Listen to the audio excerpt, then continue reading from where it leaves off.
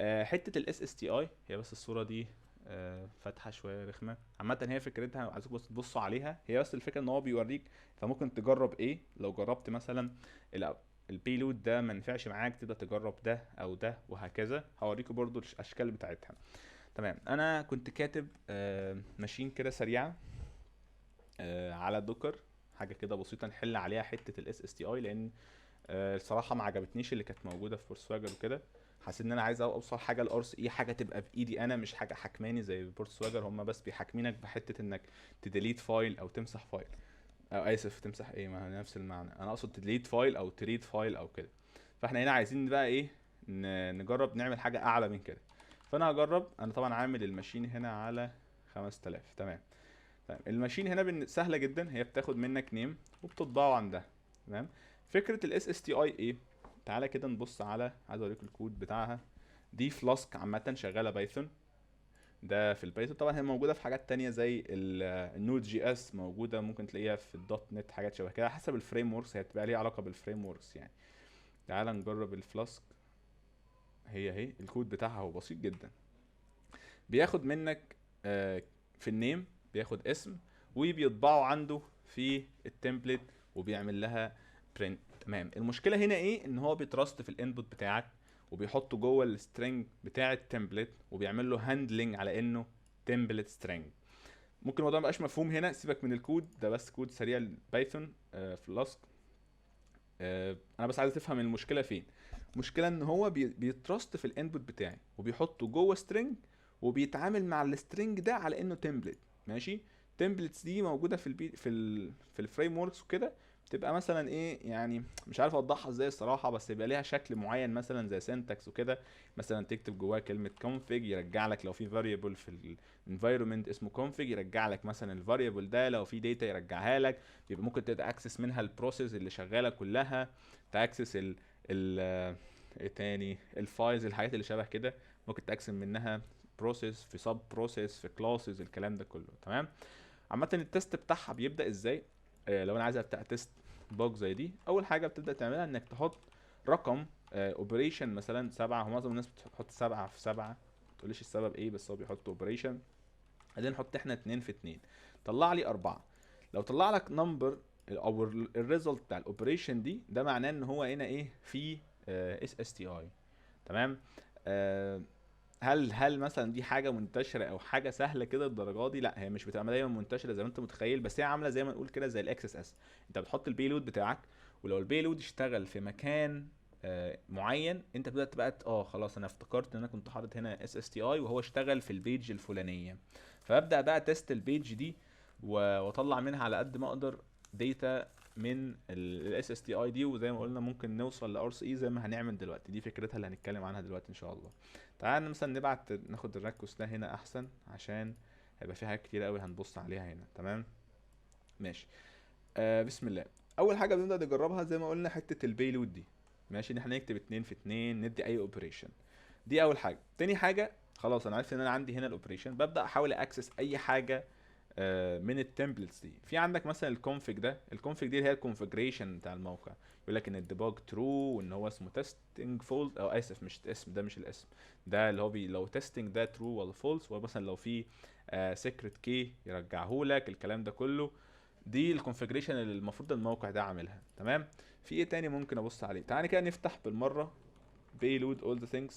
payload all the things عشان نبدا نبص عليه ونشوف ايه ممكن يفيدنا فيه ونستخدمه، عشان الموضوع ده مهم جدا في الحته دي يعني.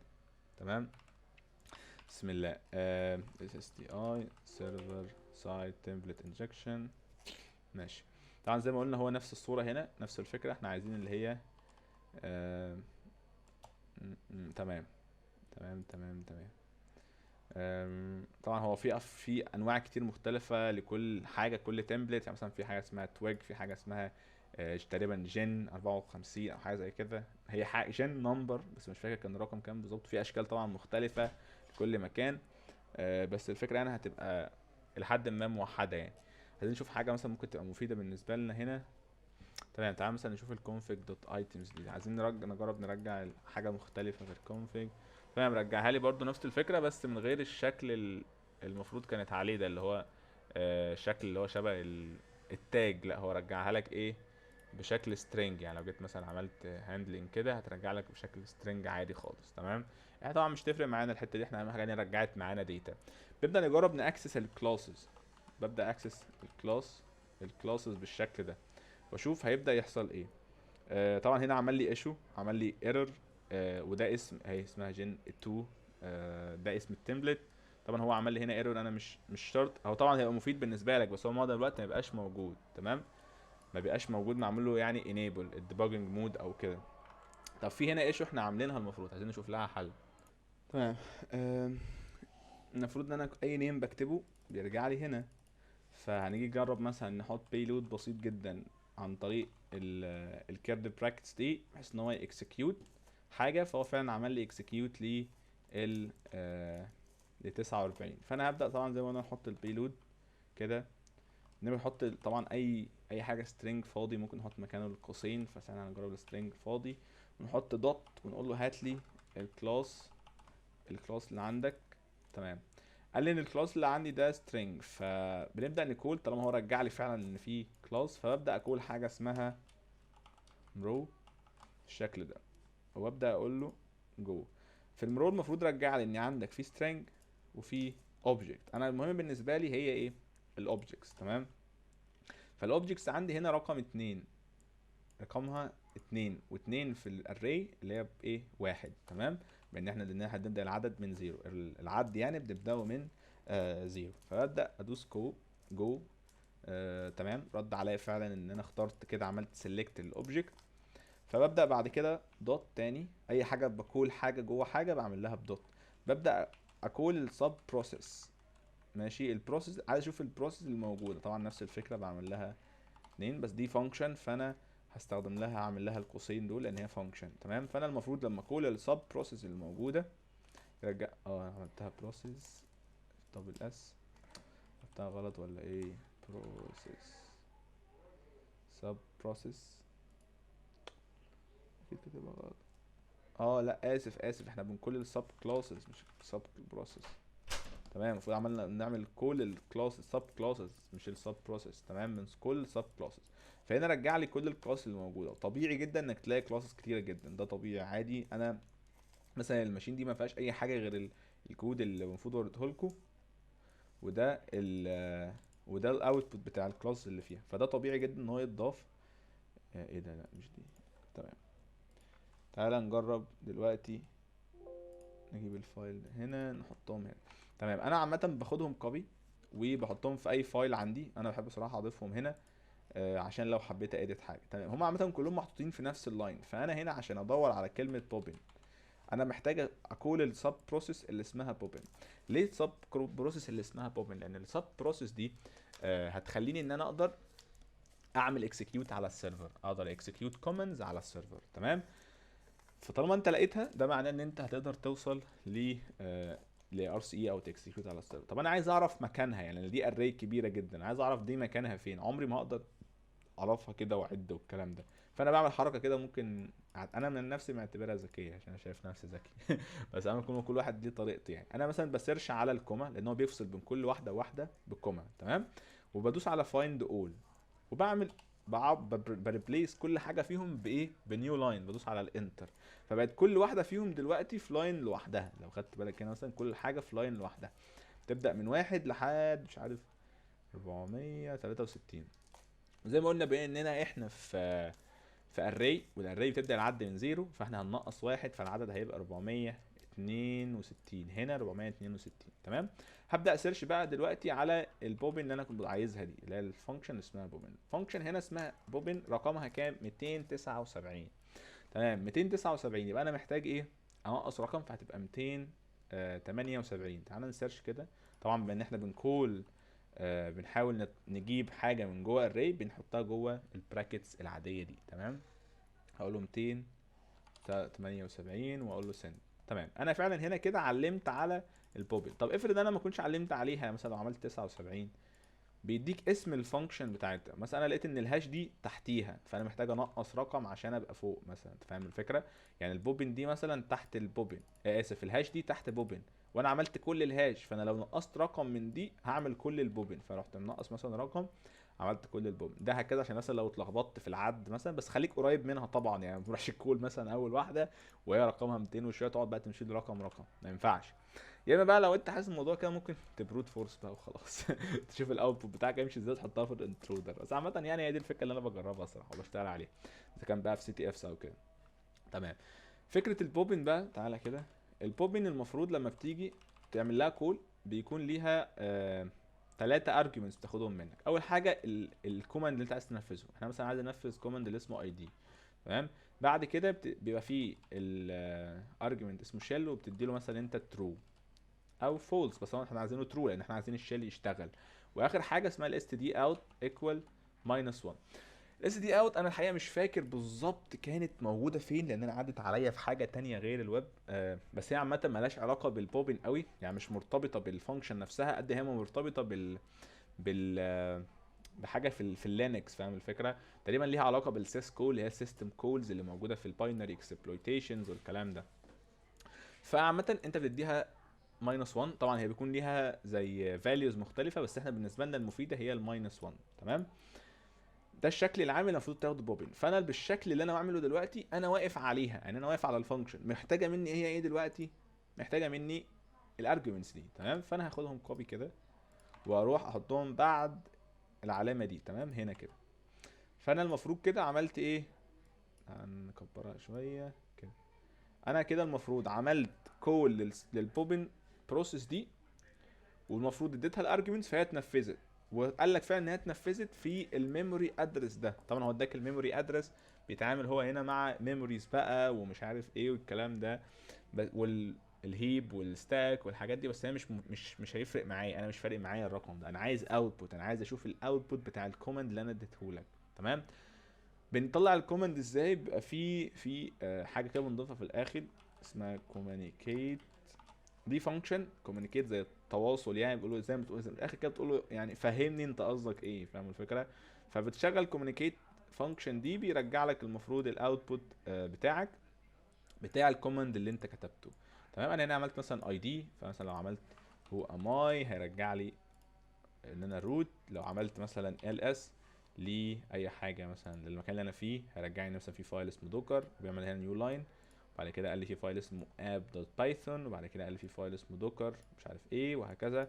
عايز اعمل مثلا كات اقرا فايل اسمه etc password، ماشي، فعلا قرا لي الفايل اهو، طلع لي كل محتوى الفايل. اقدر بقى ساعتها اقرا الفايل اللي انا عايزها، انا ممكن اقرا الفايل بتاع الكود نفسه، اقول له مثلا cat.python، فعلا هو ده قرا لي الكود بتاعي اللي هو فلاسك امبورت فلاسك مش عارف ايه الكلام ده كله. ده الكود المفروض اللي انا وريته لكم، بس ده الكود من على السيرفر نفسه.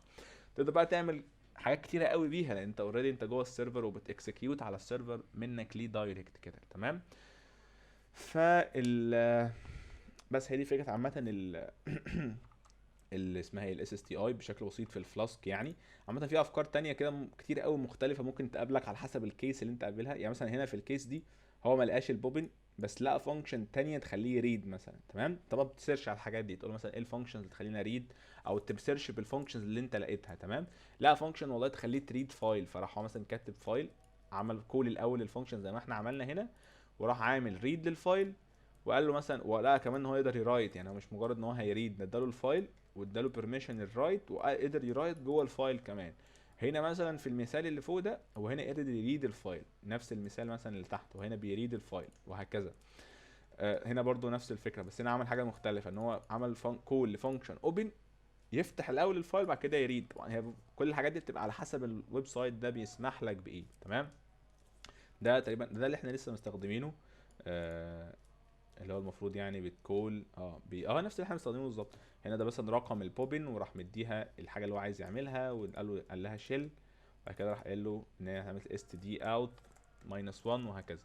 طبعا الموضوع ده بيختلف في مكان زي ما قلنا من حاجه للتانيه، ممكن تلاقي ويب سايت لتاني تفرق شويه عنه، زي مثلا البيلودز بتاعت الاكسس اس كده. انت مجرد ما انت فاهم انت عايز توصل لايه، مجرد تبدا بقى تعدل في البيلود بتاعك لغايه ما يناسبك يعني. بس هي دي الفكره عامه بتاعتها. في حاجه كمان برضو عايز اوريها لكم كده، ان احنا الاتر. تمام. الفكره دي احيانا بيكون معمول ديسيبل او ممنوع انك تحط دوتس. تمام. بلوك الدوت تعالى مثلا نشوفها فوق، عايز اوريها لكم برضه عشان تبقوا واخدين بالكم منها لو هتبصوا عليها. آم، هي راحت فين؟ الدوت المفروض احيانا الدوت بتبقى معمول لها بلوك، يعني ممكن تلاقي الدوت دي اللي احنا بنستخدمها هنا دي معمول لها بلوك. في الكيس دي انت ممكن تستخدم مكانها حاجه اسمها الاتر. انت بتعمل الاتر كده وبعد كده بتكتب جنبها البايب لاين وتحط الحاجه اللي بعدها دي جوه قوسين كده. تمام، تعال مثلا نبص عليها اهو، نفس الفكره هنا. بيعمل الاتر وبعد كده بيحط الحاجه جواها. تمام، نفس الفكره. تعال نجربها مثلا نحطها هنا. تعال نجرب كده ونمسح كل الحاجات اللي احنا عملناها قبل كده دي ونشوف هل هيرجع لنا حاجه ولا لا. كده نتاكد. تمام، رجع لي فعلا ان ايه السترنج. ببدا بقى بعمل نفس الحاجه، بقول له مثلا ايه، ما ينفعش اعمل نقطه دوت دلوقتي، فبقول له اتر وبعمل نفس الفكره بقى اللي بقول له مرو. وبعد كده بعمل هنا كذا واقول له مثلا هات لي رقم واحد، هيقول لي انك رجعت لي. لا نشيلها ونخليه هو يكول. مرو فيها مشكله. مم. انا عملتها فيها مشكله تقريبا هنا. تعال نجربها مثلا من هنا. تمام، برضو نفس المشكله. احنا عملنا ات من غير الار، فاهم؟ ما كملناش الكلمه صح. رجع لك مثلا هنا اوبجكت، فببدا مثلا اقول له هنا اهو هات لي الاولى، وهنفس الفكره بتبدا تمشي مع كله. تعال نجرب مثلا من جوه، عايزين ميك شور هشغلها ازاي. انا مش فاكر الصراحه كان المفروض تبقى اوت ولا مش اوت. امم فيها مشكله برضه. تمام، عامه هي دي فكره الاتر، انك بتبدل كل دوت مع اتر بالبايب لاين بتاعتها. تمام، عايزين مثلا نشوف مثال على حته ال... طبعا دي برضو فكرة تانية. عامة هي في هنا افكار كتيرة جدا، وفي حاجات بيبقى ليها سبيشال كيسز، يعني مش شرط كل الحاجات دي تنفع معاك او ممكن تقابلك، بالعكس خالص. ده في حاجات كتير بنسبة كبيرة جدا ممكن ما تقابلكش، بس انت فهم فكرة انك تبقى عارف ان الحاجة دي موجودة هتفيدك. يعني مثلا المعلومة دي عرفتها بعد ما اتقرصت حتة الاتر دي، مع ان انا كنت عدت عليا كذا مرة هنا، بس اتقرصت منها لما عدت عليا في المسابقة وما عرفتش احلها بسبب ان انا ما كنتش واخد بالي منها. وده كان عيب يعني من العيوب، يعني ان انا مش ما كنتش بركز على الحاجه وانا بذاكرها بطريقه صح، لغايه بقى ما عدت عليا في مسابقه وما عرفش احلها، وبعد كده اكتشفت ان هي كانت قدامي وسهله وندمت ساعتها يعني. عامه هي دي فكره الثلاث حاجات ان شاء الله اتكلمنا عليهم النهارده. اتمنى يكون الموضوع يعني كويس وواضح، ومعلش بقى في التقطيعات اللي حصلت في الفيديو، حصل مشاكل كتيره جدا والريكوردينج فصل مني مره ومش عارف ايه وكده. لو حسيته يعني بالمشاكل، لو ما حسيتوش خير وبركه يعني، ما ولا كأن حاجه حصلت. تمام. بس كده، شكرا.